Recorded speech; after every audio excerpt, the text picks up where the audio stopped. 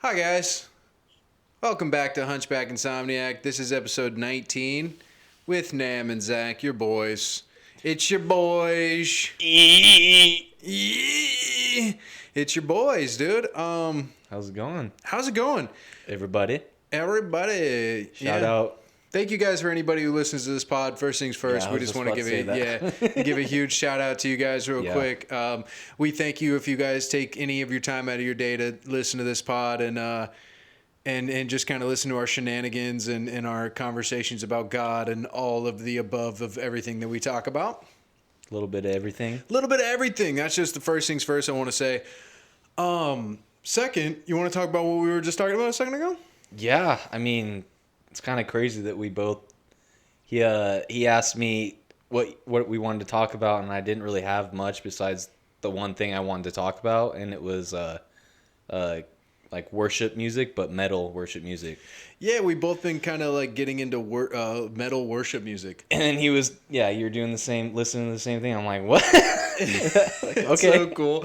Like and I was waiting for the pod to talk about it. Well, I love that. I love That's that cool. about Christian music. Like I've been hearing this one guy. He takes Christian songs like the one that I don't know when we were in church. If you remember this one where it was like out of the grave, where it's like stomping on the grave. Stomping on the grave that I was just once in, Did and they play that the first one I went to? yeah, and he does a drum cover of that. So it's like and then it's just like stomping on the grave, and then he takes the people who sing it in worship and puts that over to metal. So I just want to ask you real quick on your opinion. Because you listen to a lot of podcasts, you have a good knowledge on frequency. That's all I listen to. Yeah, you have a good knowledge on frequencies and things like that. Do you think that the frequency of the music matters, or do you think it's the words that matter more? I think to be honest, because it's something I truly struggle with, and it's one of my, I wouldn't say favorite. I don't want to call it my favorite because I even struggle to call it my favorite. But a band that I like. They they're technically satanic. Okay. I mean, technically, but they have songs that are about God and only God. But they also have songs about the devil. Yeah. And so it's like, but my thing is I think it's whatever because I don't worship the band. I mean, I try not to. I like it a lot. I'm going to see them and stuff, but it's like. What band is that? They're just called Ghost. Ghost, okay. It's a metal band. Yeah. And that's kind of what it made me. I'm like, well, if I can listen to... Well, sick invite to the concert, but go ahead, keep going. It was a present to me from my parents. Yeah, well, tell your parents, sick invite for me. They could have totally bought me a ticket too, but it's whatever, go ahead. But I just think it's, I guess what I came to the conclusion of after seeing them in concert the first time, and then after, anyways, it's just that if you give it like power, and if you're like literally if you're worshiping the dark arts, and I'm praising God, and like even when I was at that concert I was praying to God, yeah, and like being like I'm there for the music. I'm not really there for their message. I'm there for like the almost like more so like the lyrics are good sometimes, but almost I'm more into like the guitar, I just love music, so that's a good point. So I don't know. That's a great point. Don't give it power, and it won't have. It's almost like don't give it any of your energy. So we've been listening to like the Christian metal, right? And we listen to that. So the idea of it is that they're singing Christian music and they're singing to God, but people think it's devilish because of the way they're screaming, the way they're the guitar and the drums are the pattern of them. But then people will listen to music about like Pink Pony Club, that's basically about dancing with teas and dancing, not just I know just that song, but just not good stuff. Like, or I seen this thing about like idolization. Like, it was really interesting. I should have sent you this. It's like idolization back in the day was like they would walk around with like a cow or something, and they would like idolize like Baal or one of those like evil things. Yeah. And then if you look into concerts nowadays, like every concert nowadays is like them on stage doing like some crazy symbolism, dressed in outfits, and it's like that's idolization. Yeah. So it's almost like because the music is kind of it's bad or it's evil, they'll turn it off, but the words that are being said are holy. Yeah. You know what I mean? Yeah. And I'm sure if they went to their concert, their backdrop would be a giant cross. Most of them are. Most of them Yeah. are like crosses or angels and stuff like that. And doves and yeah. To add to that, because you once you start getting into like conspiracies and stuff, one of the first thing you kind of stumble into, at least I did, was realizing that Hollywood and music is kind of one of the big thing that's not everyone's corrupted, but it's one of the things that's like, oh, you realize they're all kind of like, they're not really worshiping God or anything. They're just like kind of idolizing stuff. You know what I mean? They don't really have, like there's no like, but some of them do say they believe in God, but a lot of them don't. And it kind of shows. And so I was looking at conspiracies like that, the Illuminati and all that. And Lana Del Rey, I was at a music festival and I heard her and I was like, oh yeah, she's here. And I went to go look at it. It was at nighttime. She was playing Summertime Sadness. The whole backdrop was like ghosts and ghouls and like scary faces and skeletons, and it was all red, and she was just singing a happy song, but the backdrop was not happy. Isn't that a great point? Like, it's for some reason like these people, they sing these like regular songs that are like good songs, genuinely good songs about like, things like regular things that people deal with, being sad, being happy, but then you watch their concerts and it's like just evil, like dressed in like crazy stuff, all red. It's like Rihanna or it's like, what they do at the Super Bowl all the time, how they're like, that was, symbolism for like Illuminati or whatever. Yeah. But you're like, how is that even possible when the song's about like, I want to be a millionaire, so freaking... Oh, well, actually, I just said that out loud. Yeah. That's idolization of money. Yeah. Wow, that's a great point. Yeah, I guess it's like you think because... Wow, it's almost like the opposite of what we're saying. So it's like because they sing in like this like, joy, go lucky song, nobody really listens to the words that are being said. And basically the words that are being said are like idolization, and a lot of it's like that. Yeah. And I think a lot of like rap is like that, where like... genuinely the rap is like not the best all the time because like people think like with the hard music, but a lot of the time these guys are just talking about like regular stuff, you know what I mean? Very interesting. That's very interesting with the music. It is. I mean, you got it. That's why I'm almost didn't even, I mean, I'm going to my second Ghost concert, but I don't even want to I'm going to go, but at the same time I'm like, I had this thought today. I'm like, if I'm gonna go, I almost feel like I should bring a Bible, dude. Like, no joke. But I was thinking, but I probably wouldn't. But at the same time, I'll just do what I did last time and just pray to God. Not the whole time, but if I get like a weird feeling that I'm like, I don't know, Well, when you walk with God, dude, when you walk with God, so I heard this sermon, this preacher was talking about like quitting weed, right? Like, so like quitting weed in Jesus. So he's like, this kid asked Jesus, he's like, do I have to quit smoking? And Jesus was like, no. Or no, sorry, it's a pastor. So this kid asked the pastor, do I have to quit smoking? And the pastor's like, no. And the kid's like, are you sure? I can go to Jesus even though I smoke weed. The pastor's like, yeah. The kid's like, are you sure? So if I grab this joint right now and I smoke it, I still can walk with Jesus. And he's like, yeah. And then the pastor looks at the kid and he goes, it's not your sin that keeps you from walking with Jesus, because Jesus will meet you where you are with your sin. Mm-hmm. It's whenever you start walking with Jesus, you won't want to sin. So you see how that works? It's not about like Jesus didn't go to the clean people and be like, hey, walk with me. And we can, and I can dirty you up so you have a reason to be clean. No, Jesus walks with the dirty so they want to be clean. And that's something that like was kind of in the sermon today at church. I was just going to say that today, literally. Yeah, that's what it was today. It was like Jesus meets you at the well. I've never heard that story. You've never heard the Samaritan. No. You should watch The Chosen, man. The Chosen goes through a lot of those stories. It goes through a lot of those things that kind of like make and make you want to read the Bible and get really into it. That's what I say about The Chosen. That if you want to, I've started it. Yeah, if you want to love the Bible, you want to really get into the stories and actually reading what they are. Start with The Chosen, where it kind of like puts it cinematically, because the guy who directs The Chosen is a great man, and he definitely, you could tell he's a real studier of the Bible. He's not just like somebody who's like, oh, I'm going to make money off Christianity. He actually does study the Bible, so everything that happens is almost exactly what it says in the Bible, and then add that little bit of cinematic like funniness and like words and things that like they would imagine Jesus would have said, because Jesus was kind of like a bro. Like if you read the book, he was a stand-up. No, I mean, no, but kind of, dude. He's just out there. No, he did like hey. a lot of his parables that he said. No, his parables were literally I'm not like joking. I'm kind of being serious, like his parables, like with the girl, right? Like with the well one. The well, he goes, go and get your husband. Flipping his hair. He like, go and get your husband.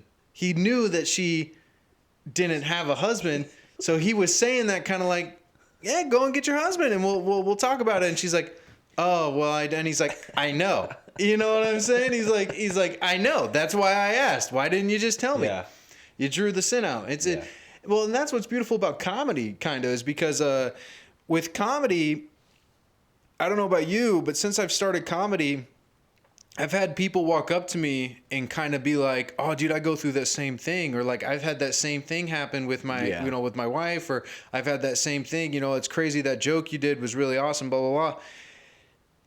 It's kind of funny. Like, Jesus was probably a pretty funny guy, and like the things he said, and like the way he like said things to the disciples, he was kind of funny. Like they were all asking him when Judas betrayed him, they were all asking him, who betrayed you? Who betrayed him? Which one of us betrayed you? Right? And Jesus leans over to John, and he whispers to John's ear, and he goes, the man who betrayed me is the one I share my bread with. And then breaks some bread and hands it to Judas. If you don't see that as a little bit of like kind of a dude who's just like, he's like, yeah, man,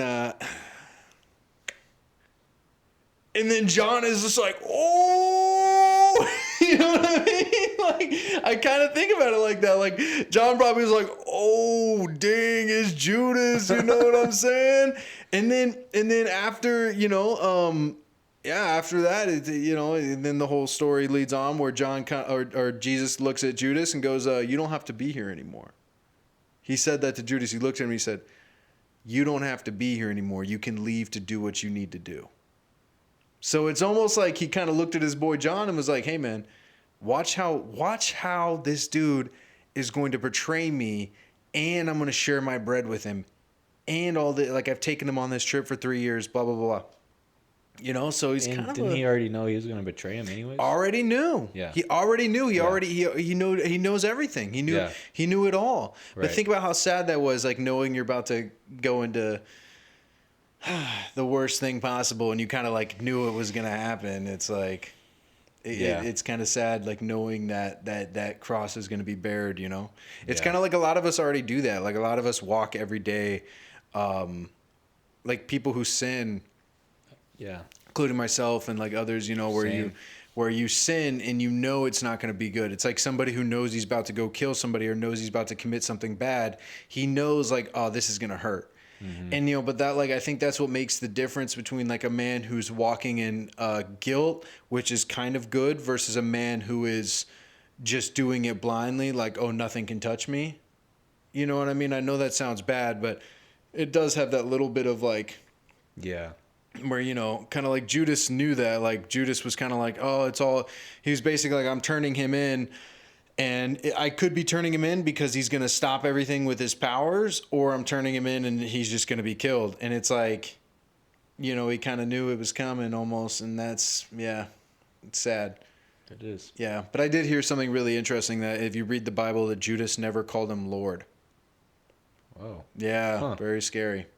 Whoa. Never actually called him Lord, called him Rabbi, called him teacher, never actually called him his Lord.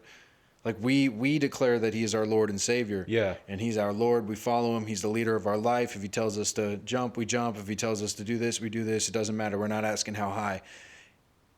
Judas treated him as his teacher, not as his Lord. So he was the first Russian spy. First Russian spy. Basically, yeah, like KGB. Yeah. Confirmed. Confirmed. Very well. No, I'm just kidding. I wouldn't say confirmed actually, but no. Allegedly. Yeah. How'd you think about that today though? That was awesome, man. Good sermon? Yeah. Yeah. That was good. Good. I like that whole story. Yeah. Man, he was getting powerful in there. Yeah, he was. Yeah. I don't know what he was doing with the tongue stuff, but was that Hebrew? Do you know how? No, you don't. What is that? When somebody speaks tongues? Dude, what was that? You don't know what that is? Because I knew it was a good thing, but at the same time, like I've never witnessed. You've never heard somebody speak tongues? Yeah, not in person. It says in the Bible, some people. So it's almost like that. Was he just uncontrollably doing it? Yeah. So when you have the Holy Spirit running through you so much, you have the power of tongues. Like certain people have the power of tongues. Like I don't know if you ever prayed over something. Whatever it wasn't like as scary. It was just kind of calming. Yeah, it's the power of tongues. It's like a special language. It's like an angelic language that you get through the word and the power of Christ. It's like the opposite of what you learn in Skyrim. Yeah, I'm pretty sure with the tongues thing, I almost had that when and I probably shouldn't even talk about it on the pod, but when I was blessing the house, I felt it when you're reading scripture so heavy and you're talking through like the power of God so heavy, it just comes through uncontrollably. You know, I was reading. Go ahead. I was just saying, it's a random thought. I don't even know, but it reminds me of. I just thought of it now, but it kind of reminded me now that I think about it of if you've ever heard someone have a seizure before. Yeah. They're like, yeah. Yeah. Am I onto something with that? No. Okay. But I don't know if they're having a seizure, but no, not he's not. But if you're having a seizure and you're like you're obviously you survived the seizures, but you're saying stuff in tongue because you're unconscious and like the Lord is with. Maybe it could be something like that. It could be something like that. Like when my heart stopped and I had that whole thing with Jeremy.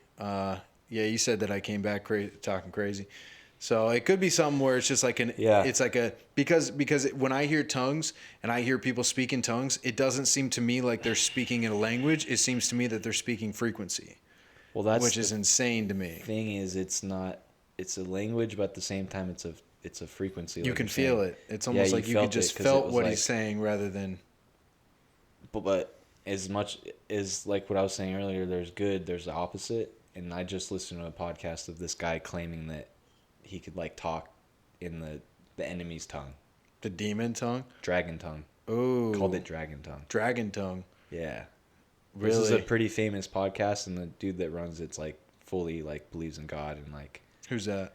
Tony Merkel. Shout out the Okay, awesome. Yeah, no, shout out. He out this guy, and I've never heard anyone feel so passionate. And so I think it's obviously what he went through. Mm-hmm. I don't want if anyone wants to listen to it, it was one of the last couple of Tony Merkel's confessionals, but this dude was pretty much just went through the ringer, and it was just a crazy experience to hear like what he was saying and like how passionate he was because he came from the enemy and then now he's with the Lord. And really? The Lord brought him. Yeah, so it's just like I don't know. Wow. And he was raised into it. Something evil? that you can't. Yeah, he had no choice because it was a family, a brotherhood of evil. Well, I think you always have a choice. Well, I mean, if you're a kid, I mean, I guess he could have ran away. I mean, it's not even about running away. It's just about what you believe in your heart. True. You know what I mean? Yeah, like, I guess Jesus is an incredible power to where, maybe there was always signs and there's always something. If you know of evil, you know of good. You know, if you know of good, I'm not trying to you know defend of the evil. guy, by the way. I'm just. No, of course we know. Yeah. We know. Hey, we know, right? We know he's not trying to defend the guy, right? It's not like what are you going to do, right? No, but that's really interesting. I mean, it is cool to see people like turn over like that, you know? Yeah. What scares me, it's like the people who are raised in like raised Christian or raised in like, and they call it a cult. They're like, yeah, it's almost like a cult. And it's like, I wouldn't really call it a cult because no one's asking for anything. Like obviously churches ask for money, but the reason why churches ask for money is because they're not getting money from the state or anything. I don't think they're not getting anything like, they're just using it to actually pay for like their ushers and pay for their priests and pay for everybody so people can have a place to worship God. But I don't really. Got to keep the lights on. Got to keep the lights on, exactly. Yeah. It's not like they're not selling anything, and if the bathroom or the toilets break at the church, got to hire someone to. Exactly. And no one's going to do it out of the kindness of their own heart. No one's going to do that. You know what I mean? I speaking about kindness in my own heart, shout out to me for buying a cop. I probably shouldn't die. I bought a cop dinner tonight, dude. I feel real good about that, honestly. That's how you got out of your speeding ticket. I honestly should have. I should have been like, hey, remember my car? PKA. You know, I shouldn't have said that. Just dox myself. Nah, it'd be all right. No one's scared. Our names are already. Yeah, our names are already doxed. I mean, yeah, you guys want to know where I live? No, I'm just kidding. Tell them the address. I don't know what's going on with you though, man. Other than that, you know, I love starting this pod off when we talk about Jesus, we talk about God, we talk about those kinds of things. You know, it's a It's a great starting in my opinion. Yeah, I'm just trying to get out more to do stand up, trying to keep pushing myself, but we'll see. Yeah, it's a crazy room tonight, huh? We did a show at a bar in Phoenix. Honestly, I don't even care. I'm just going to say it. I don't like when people produce shows and then they just like kind of just leave the bar as it is. Like, I don't like that. I've never liked that. Somebody who I was a DJ for a while, and it's like, you know how many times that we like DJ'd at places and like before we DJ'd there, we have to show up like 40 minutes, 50 minutes, maybe an hour, you know, and move around tables, create a dance floor, move some stuff around, you know, put our speakers up, sound check. I don't like when people just show up to a venue and like don't do anything to make it easier for people to listen to the stand-up, one, and second, for comics to have a better vibe. Like like move some tables around, put some chairs out, make it an actual stand-up spot to where we're not just like, you know, people walk in and they're like, okay, there's just a guy talking on a mic in the corner of the room. Like, dude, put some chairs out, make people be like, oh, I'm at a show. Like, I did this show, you should go with me tomorrow. I'll hold it so you can make it from work. They do it inside of a barber shop. And the barbershop owner puts a whole backdrop in the back and lines out chairs, fills the whole freaking place up with chairs, and turns it into an actual show. Oh, that's like. And it's an open mic. Oh. And I'm like, dude, that's how you do it. So you're not just like, people aren't walking in like, oh, this is my regular Valley bar and I'm just going to, you know, my regular place that I go to. And then, you know, it's just like, make it an actual place that people want to go and enjoy and make them feel like they're going to something, not just, you know, drinking beer and trying to talk to their person while somebody's just doing stand-up. Like, actually make it a little enjoyable for people, you know? That's something that I've been thinking about a lot. Like when we set up a show at one of these spots, we're gonna do that. We're gonna bring a set of 30 chairs or 20 chairs, fit it in the back of one of our cars or both cars or whatever, and really set them out and really make it like something that people enjoy. You know what I mean? Like you know who does that? Like Don't Tell does that, where they go to places that don't normally do comedy, and then they set up a bunch of chairs and make it so it's an actual freaking thing that people want to go to and buy tickets for and sit and have drinks at, you know? And it gets a little bit more of a sense of a community. And it makes it easier for the comic, so the comic just doesn't feel like they're talking to some dude's back at the bar. You know what I mean? It's like, yeah. I don't know. I hate to get all, crazy with it or passionate with it, but it's you know, if you want it to, it is what you make it kind of thing. That's just it. But exactly.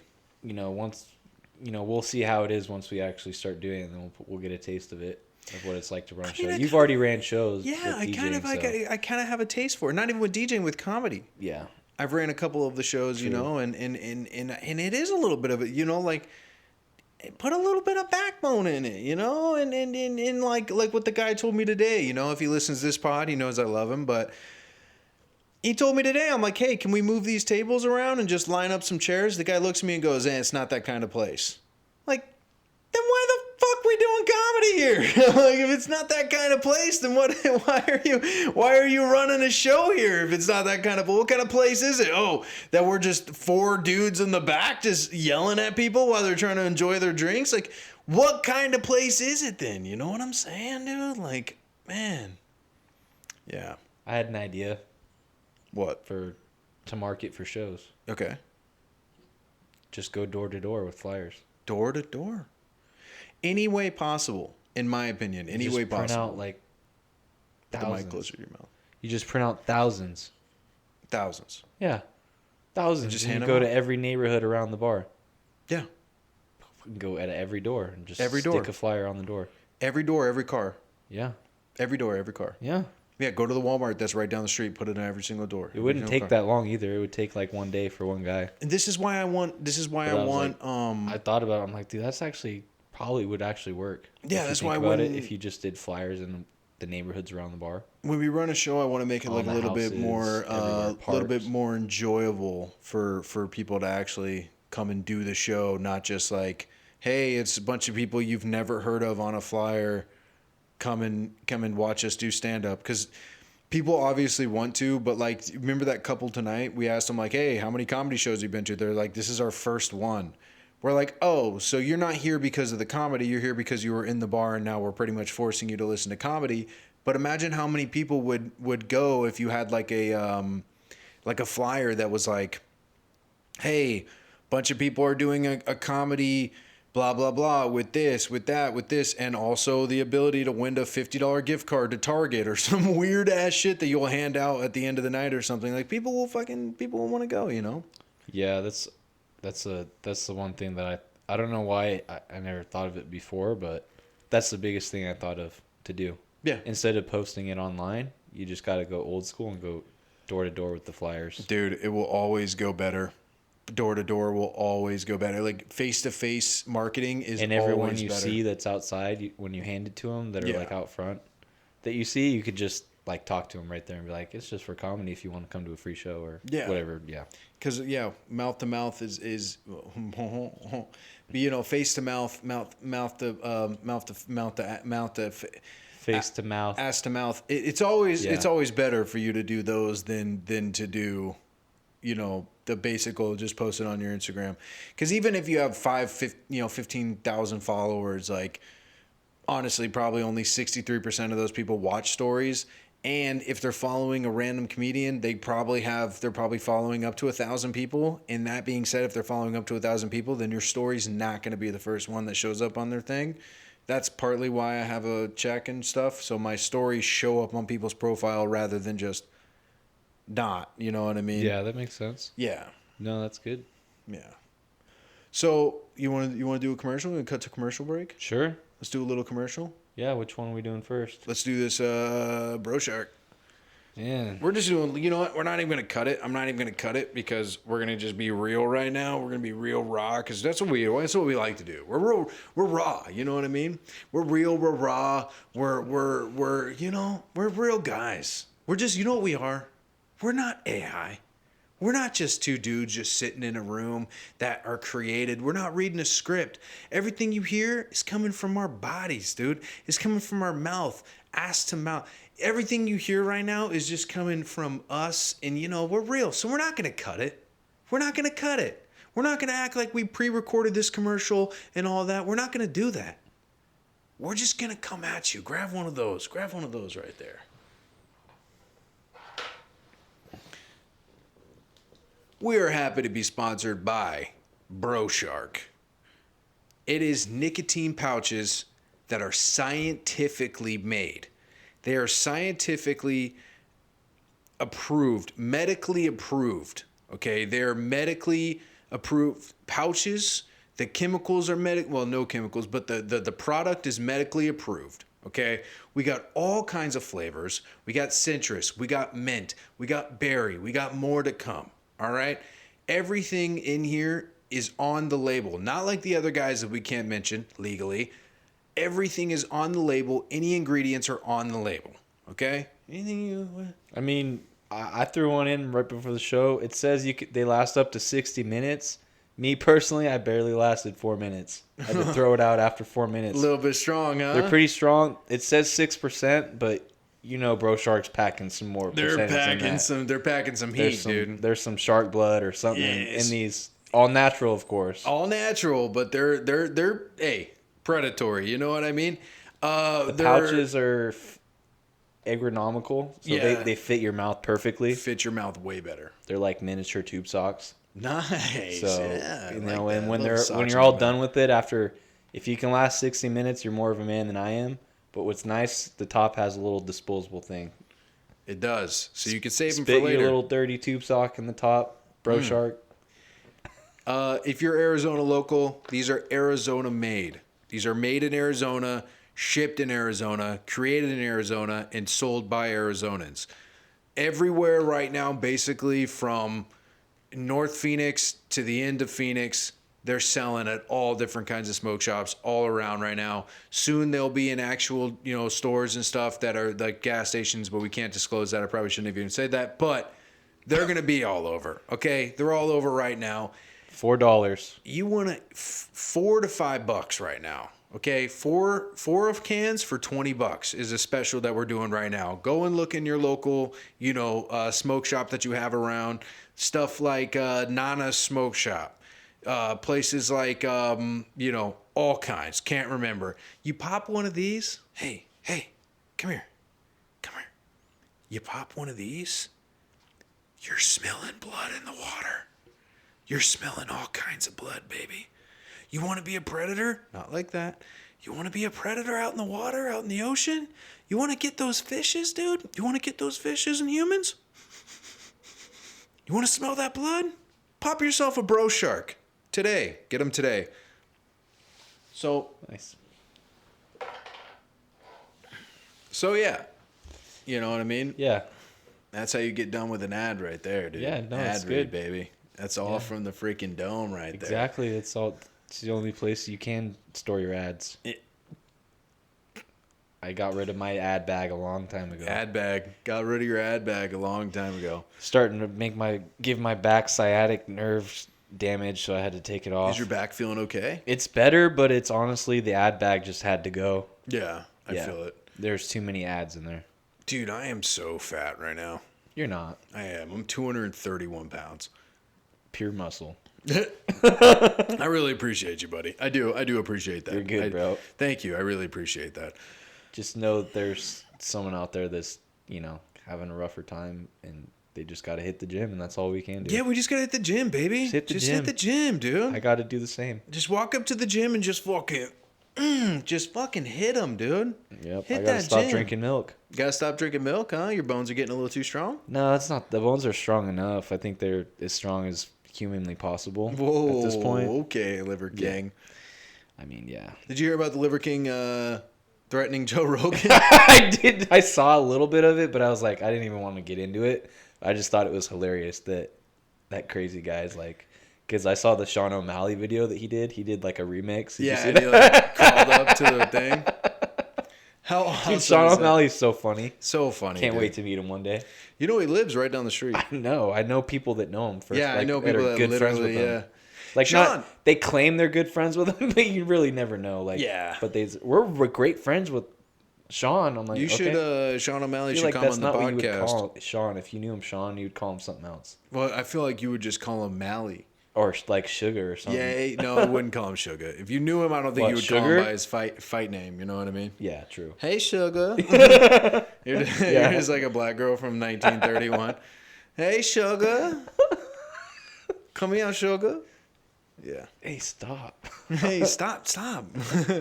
Yeah, no. Hey, Sean O'Malley, if He's you're watching cool. this, come on the pod. Wonder if him and Posty hung out. Probably. That was pretty cool. The post showed some love. Dude, I to didn't know everybody. that.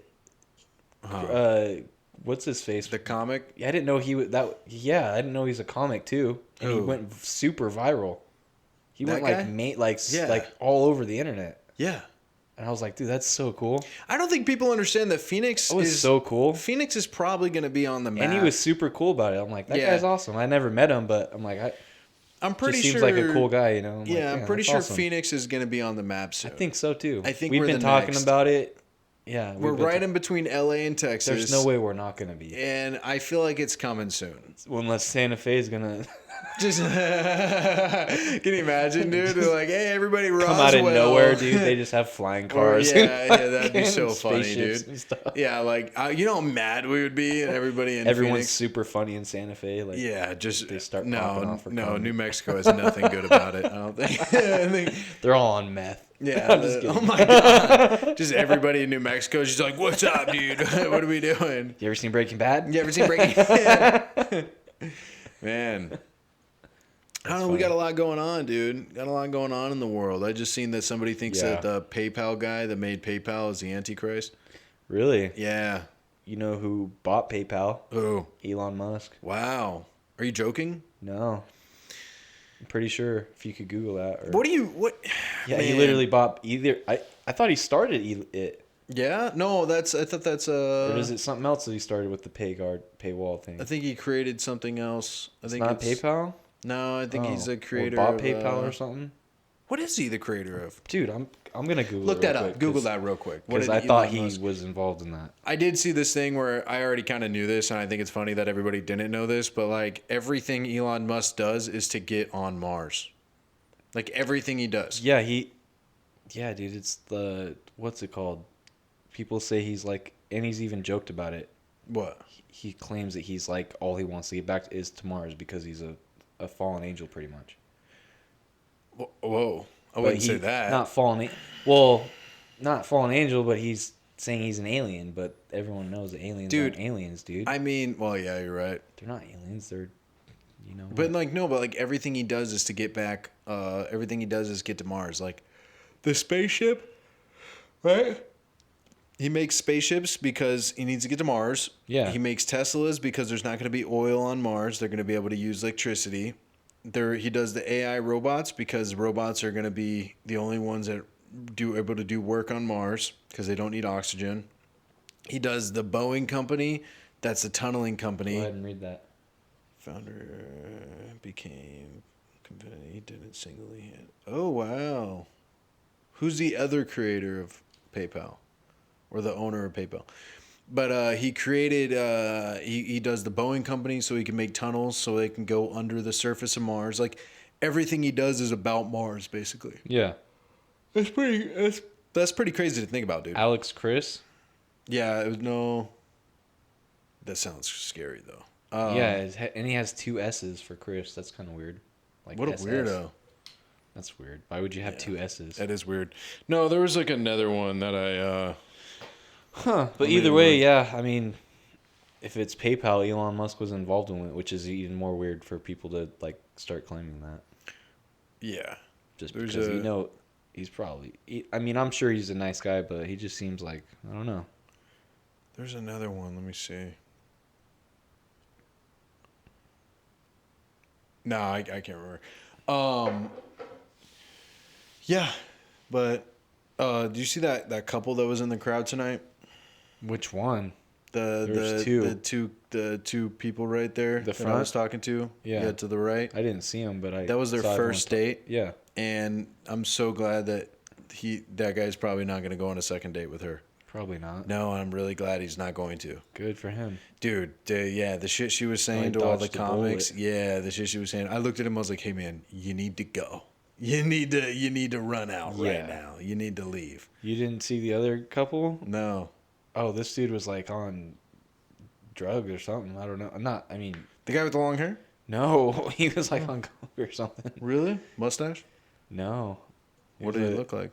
I don't know. He's just a guy in the crowd, and he left.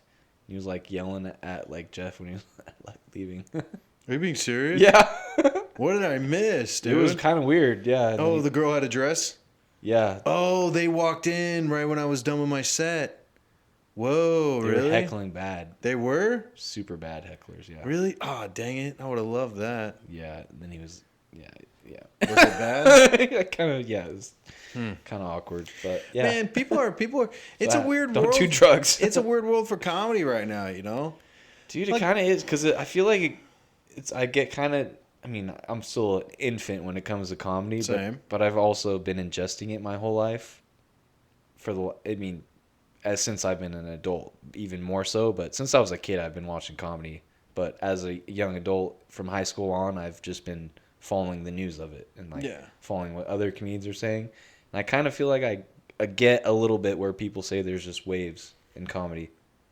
Yeah. And then right now it's still a good wave, and it's like, but at the same time I'm wondering if we're like we went like super far up with up the mountain, and now we're just like kind of just riding this like plateau, and we're either gonna go down a little bit or then go back up, or I don't know where it just seems like it's not at a plateau, but it's still rising. I don't know. It's just weird. I don't know.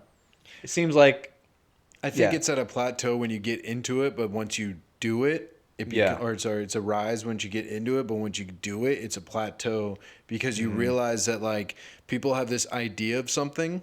Yeah. And then when you have this idea of something, it's so like foreign and it's so cool and it's like taboo.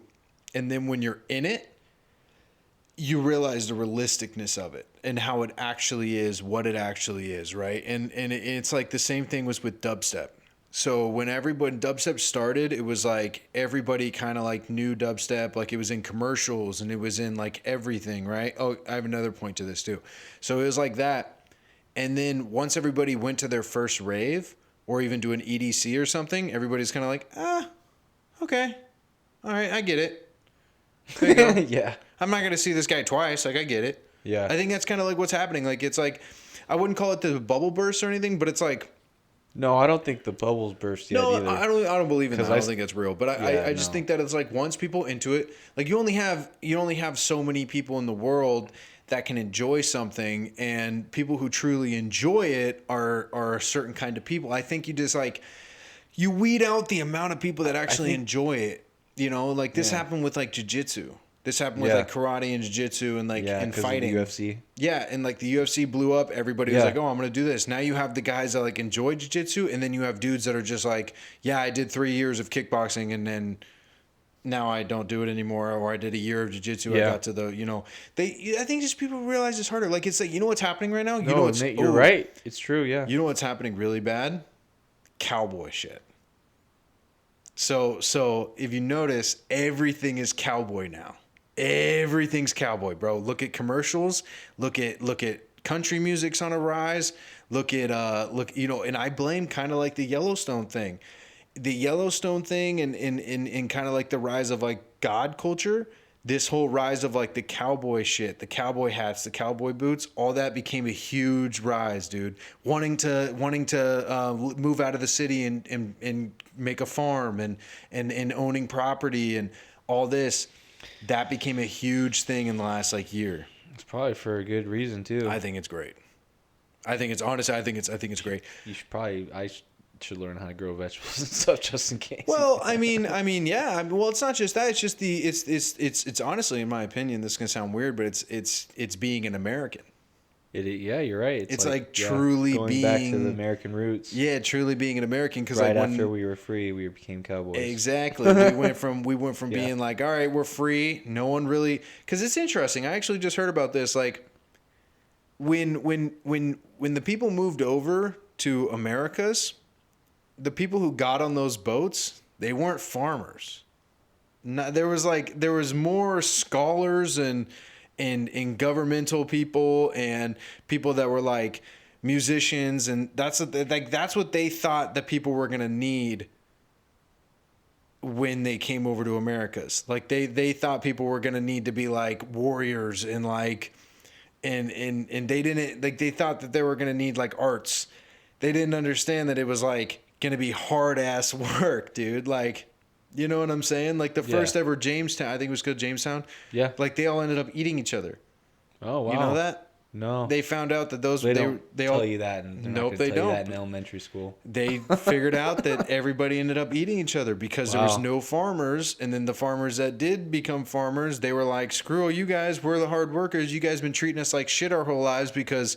You know, when we farmed in England or when we farmed overseas, we were looked at as the low class, and you guys were looked at the high class. And now that we're over here, we're the high class and you're the low class.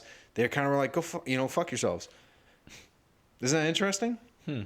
It's kind of how it is now. Like, if you ask me, like, what's a dream? Like, if you give me two options right now, right? If I give you like a red pill and a blue pill, I tell you, own a business own a penthouse in New York or a metropolitan city, like, you know, in a downtown city, Salt Lake City, or, you know, even like a Tulsa even, or like, you know, LA or one of those, or one of these places that are known for like a business owner to be just living in a high rise. If I gave you this option, right? Where I'm like, you wake up at 6 a.m. in the morning, you hop on the phone, you nonstop call people, you stay up till 2 a.m. so you can make sure you get all the stocks and everything that are happening in China, and you pretty much have, you know, your assistant bugging you every day. Or if I give you the other pill where I'm like, you own, you know, 500 acres of land or even 50 acres of land, and you ride your horse at 6 a.m. to go and check on your animals and all your steak that you sell and do all that. And, you know, and you come back and your wife's making bread and your two kids are, you know, out playing with a ball, passing a ball around, and you have all this land and you're done working by 5 p.m. and you sit on your porch with a cigar and a beer and you watch the sunset. Which one are you going to take? Right? Like when we grew up, we were thinking like everybody wanted to be an actor or everybody wanted to be like this big money maker, right? But then as you get older, you realize that the real earning money is freedom, is the American dream. It's the freedom we had, you know, like the Homestead Law. You know what the Homestead Law was?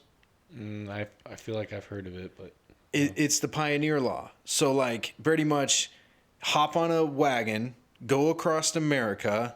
If you can find a plot of land, you can have 1 acre of land yourself. And then as you go on, obviously you're allowed to take more, but you have to like, there's something about it. We'd have to do more research, but it was basically how everybody has land nowadays. Oh, where yeah. you were allowed no matter where, as long as it wasn't bugging anybody else. You weren't encroaching on governmental land, or you weren't encroaching on, you know, Native Americans. But you had to deal with all those things. You had to deal with the natives, with the with the animals. You had to deal with like the land if it wasn't right. You had to build your own water source. You had to find your own. Well, that's why everybody got land next to like lakes and stuff, and like yeah. And you couldn't approach on American owned like national parks and stuff. National parks didn't even come around till like early 1800s or something. So point is that's called freedom, and that's what America's dream really was, you know. And it's really interesting that's kind of you see that Yeah, it's like, yeah, I ever tell you the story about the man fishing in like Mexico or anywhere really on the ocean, but it's based in Mexico. But like that's when I heard it. But like it's the man fishing, you know, where he's like this guy's fishing and he's going to catch a fish, and this other guy comes next to him, and they're like sitting there and they're fishing together. And the one guy asks the dude, he goes, "Hey, you know, what are you gonna do when you catch a fish?" And the one guy goes, "Well, I'm going to catch a fish, and then I'm going to sell that fish, and then I'm going to pay somebody to go catch more fish for me, and then I'm going to sell those fish. I'm going to get a boat, catch even more fish, and I'm going to sell those, and then I'm going to create a company, and then they're going to have boats all over catching fish, and then we're going to sell more and more and more, and then I'm going to create a whole business out of this, and I'm going to take me and my family, and we're going to come back to this beach, create a fire, and eat some fish together and enjoy our life." And then the guy asks the other guy, says, "What are you going to do when you catch a fish?" And he's going to go, "Well, I'm going to take that fish and I'm going to cut it open and I'm going to go eat it with my family by a fire." Yeah. So you see the irony in that? Yeah, that's true. Yeah. I've seen, or saw a video where the guy pretty much was getting interviewed, and he was some like business guru, like you're saying, in a skyscraper, pretty much getting interviewed. And then the person was just asking what he wished he would have done or something like that, or the most valuable life lesson. It was just wish that he had more time or spent more time with his family pretty much, and didn't take his job so serious. I think that's like what everybody... Dude, I was like, yeah, pretty much kind of how I've been trying to live my life since I can imagine, you know? Yeah. Since I was a young adult, you know? That's kind of, I think my goal is to I just want to be happy, dude. I don't care about, like, I mean, money's nice, but it's like, man. There has to be a way about it. Like, obviously, you have to create something to where you can live sustainably. But I think once you break that mold of, like, you know, not wanting to be a business mogul and like there's ways of like living sustainably and living on land, and it's like a thing about my dad that I'm like super inspired by is like he took us all out and just like bought a farm out in the middle of nowhere. Yeah, that's pretty cool. And just like, and we just started growing and living life and making money off that. And it sucks that like, it doesn't always work like you think it does because the government always has something to say. But just living that little bit of freedom and like having that memory or like having that like, I did it. Like, like, oh, I did it. Like I lived like that. Like, that's pretty cool. Yeah. Even what your dad's doing, He's getting better. Just living off the land and no, he's I'm just kidding. Yeah. He's in a home. Is he? Yeah. He has a home now. He's not homeless. No, I mean, I think that's why a lot of people are homeless, though. You ask people who are homeless, you're like, why don't you get off? Pretty cool homeless people. I've talked to a lot of homeless people. It's like, why don't you get off the land, or why don't you get a job? And they're like, why would I do that? Yeah.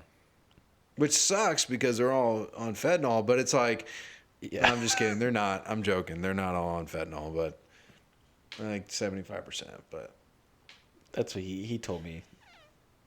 What I think it is, and I think a reason why they all get on drugs or they drink or do something like that, it's not because they got homeless from doing that. A lot of them do, but it's because to try to like have that freedom or to live off the land and kind of like do that, you have to. It probably makes it more fun. Yeah, you have to go through a lot of hardships, so you want to like have something that helps with the hardships. Yeah, because there's going to be some days where you don't eat, probably.